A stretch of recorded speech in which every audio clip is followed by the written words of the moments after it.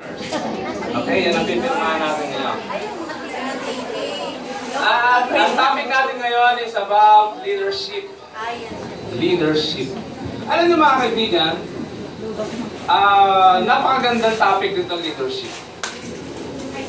Para sa iba, ang leadership ay hindi sila pamilyar. Bakit? Kasi ang leadership na topic hindi pinag-aaralan sa eskwelahan. Di ba? Elementary, pinag-aaralan bang leadership? Hindi. High school? Hindi. Even college, hindi siya pinag-aaralan. At walang kurso ng leadership. Pero alam niyo ba mga kaibigan, dito sa ating negosyo, are you listening? Yes! Dito sa ating negosyo, napakahalaga ng leadership. Bakit? Kasi pag hindi ka leader sa OPI, hindi ka kikita dito. Alam niyo ba yun? Hanggat hindi ka naging leader, hindi ka magiging milyonaryo. At pagkatandaan niyo po yun. Kung happy birthday na ang hanap mo, ang habol mo dito, hindi ka magiging milyonaryo. Di ba?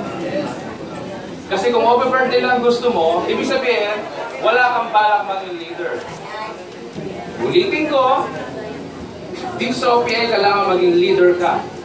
Kaya, kami, sa OPI, sa training department, very serious kami sa training about leadership. Okay? Wala mo na kung PowerPoint, ato na po yan. Galing mo ha, resourceful ka, improving ka ngayon ha, Lynn ha. Okay. Ano ba ang ating topic ngayon sa leadership? Mahaba ang leadership na topic. Pero isa lang, mga dalawa lang pag-usapan natin ngayon. Actually, isa lang. Ang title nun ay ang Law of the Lead.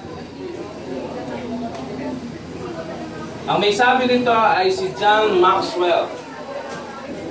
Isa sa pinaka popular, sikat na author about leadership.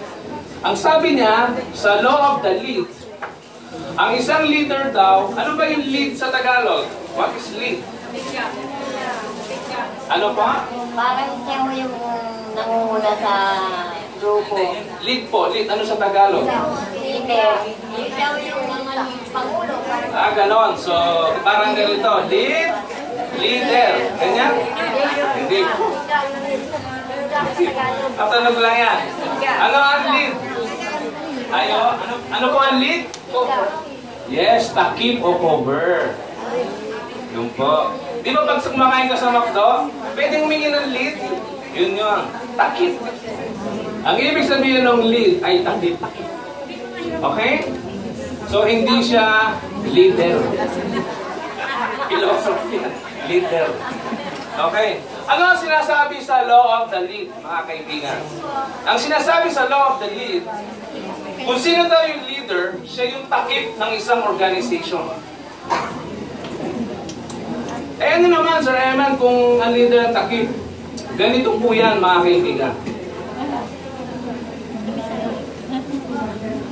Okay. Halimbawa, ang isang leader, i-arrange natin. May magagaling na leader, merong hindi magagaling. I-arrange natin sila.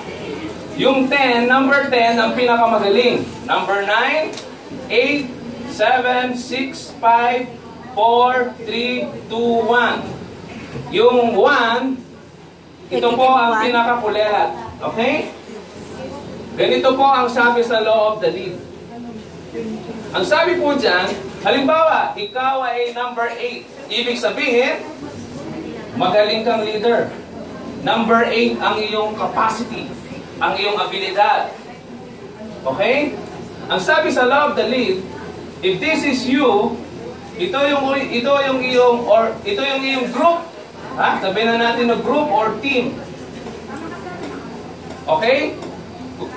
Kung ikaw ito, ang group or team mo, hanggang dito lang siya. Kasi, ikaw ang takip ng iyong organization. Ikaw ito, this is you. Ibig sabihin, parang ganito yan mga kaibigan. Kung ikaw ito ang iyong organization. Hindi sila lalagpas dyan. Kung ang pinakamataas ay nandito, ikaw ito as a leader, merong mas magagaling sa'yo, sa ilalim mo. Pero wala silang magagawa. Kasi ikaw ang takip, ang abilidad mo ay hanggang dito lang, kahit na anong galing na nasa taas, hindi sila makakalabas kasi may takip ka.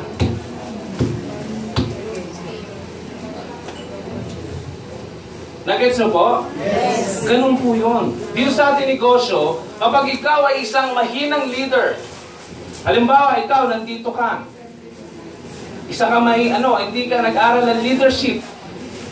Huwag kang aasa na ang network mo lalaki. Kasi ang network mo, halimbawa, kung ikaw to, ang network mo hanggang dyan lang. Kasi hindi ka nag-aral. Pero kung ikaw ay 10, sobrang galing mo nito, ang network mo, lalaki ng lalaki. Sobrang laki. So, ibig sabihin, ikaw, bilang isang leader, ikaw ang maglilimita sa grupo mo. Hindi ka nga leader. Hanggang dyan ka lang.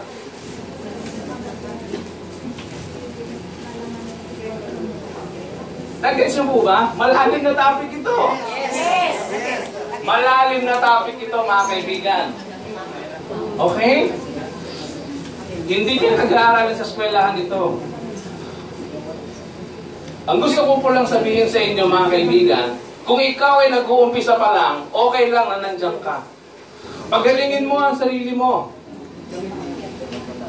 Habang tumataas ang iyong abilidad bilang isang leader, ang grupo mo palaki din ang palaki. Nakita niyo si Bobby? Magaling ba si Bobby? Expert yan si Bobby. Kaya hindi ako nagtataka, ang grupo ni Bobby ang pinakamalaki sa buong OPI.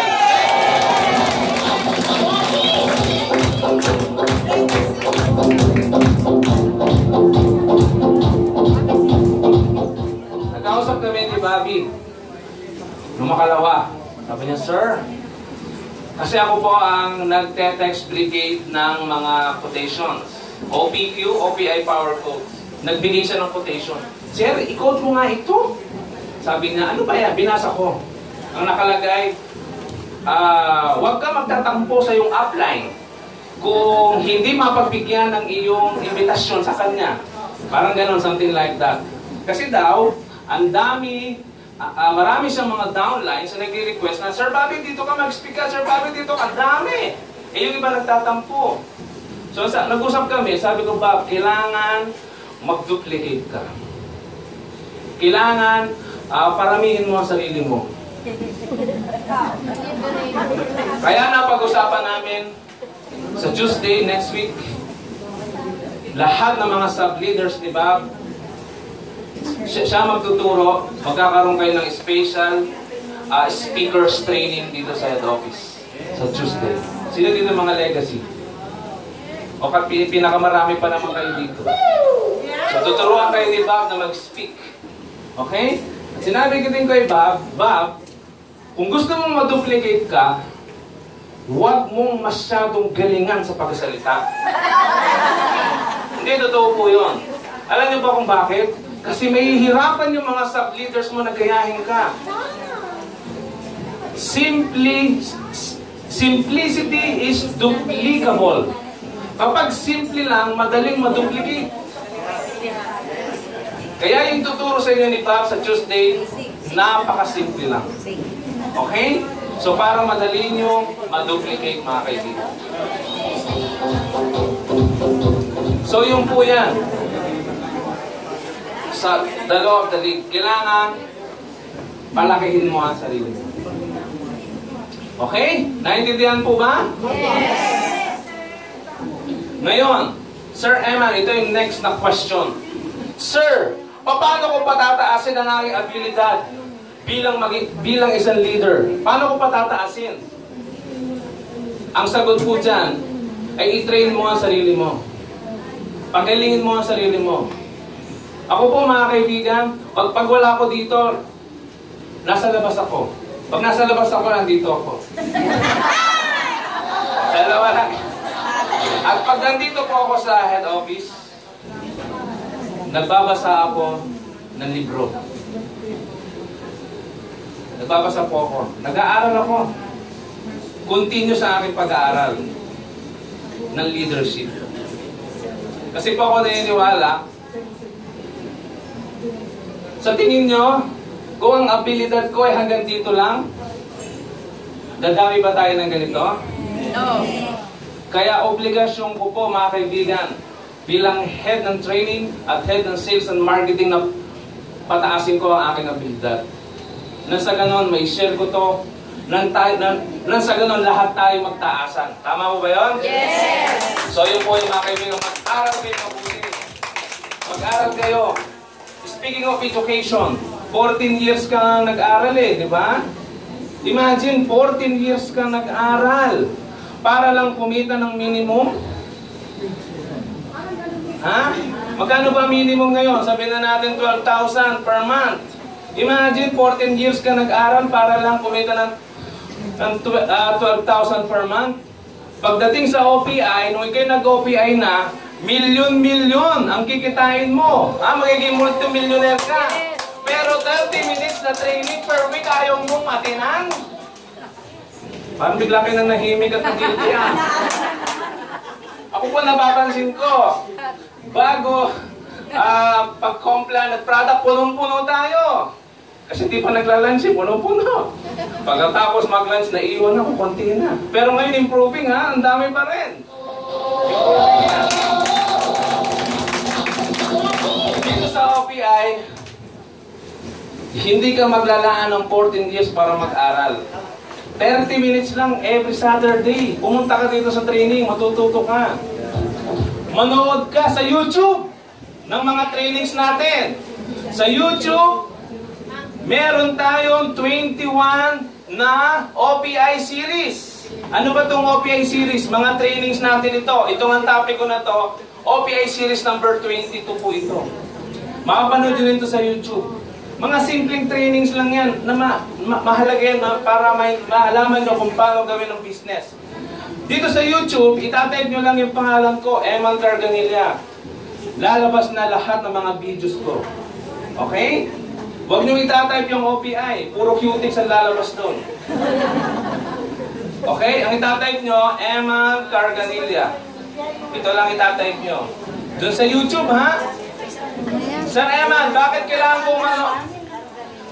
kong manood ng YouTube? Yun ay kung na-miss mo ang trainings natin ngayon. Nang sa ganon, yung mga taga Cebu, taga Bohol, taga Tacloban, taga Baguio, mapapanood nila ang ating training. So yun po ang purpose, bakit ko in-upload sa YouTube. Okay? Ang swerte nyo nga dito, nadidinig nyo ako ng live Sila hanggang imagination na lang. Hinahaplos pa yung TV. Samantalang kayo, natatalsikan pa ng usawa. Okay? So, yun lang po mga kaibigan.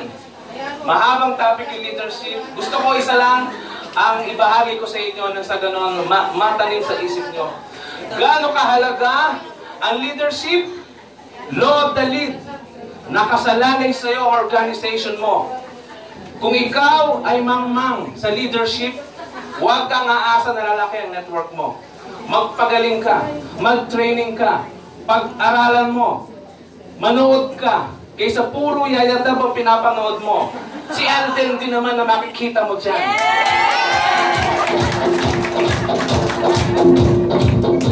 Ang pagkakaiba lang namin ni Alden, ang lamang lang niya sa akin, dalawa ang dimples niya, ako isa lang. Salamat po sa inyo.